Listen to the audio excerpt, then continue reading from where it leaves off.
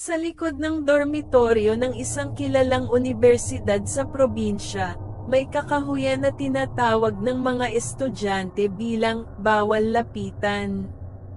Ipinagbabawal dito ang sinuman tuwing gabi. Marami na ang nakarinig ng kwento tungkol sa mga halakhak at tunog ng kumakaluskos na parang hayop, pero parang tao.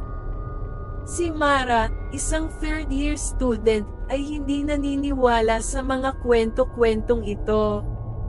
Siya ang tipong mapusok at palaging naghahanap ng kakaibang thrill. Isang gabi, matapos ang kanilang campus org meeting, naisipan niyang maglakad sa kakahuyan bilang katuwaan lang. Kasama niya si Arvin, ang kanyang kaibigan, at nagpasya silang subukan ang katakutan sa likod ng dormitoryo.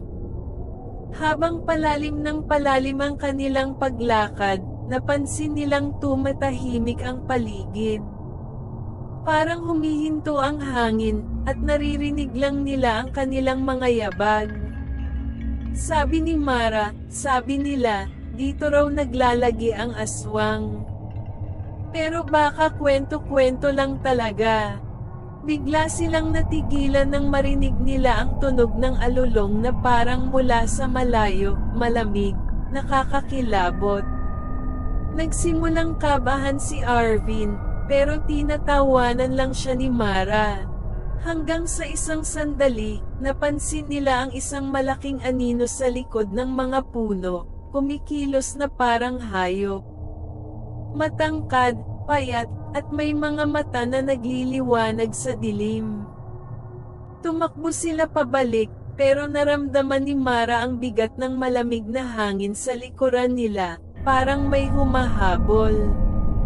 Nang tumingin siya, nakita niya ang nilalang mahahabang kuko, dagwang bibig, at isang matang dilaw na nakatitig sa kanya. Napaatras si Mara, ngunit hindi siya nakasigaw. Pagsapit nila sa dormitoryo, bigla silang nawala. Kinabukasan, ang mga kasamahan nila'y nagtataka kung bakit hindi umuwi si Mara at Arvin. Ngunit ang pinaka-nakakatakot na bahagi, may natagpo ang kakaibang marka sa labas ng dormitoryo, punit-punit ang lupa at may mga bakas ng paa na tila hindi tao, ngunit hindi rin hayop.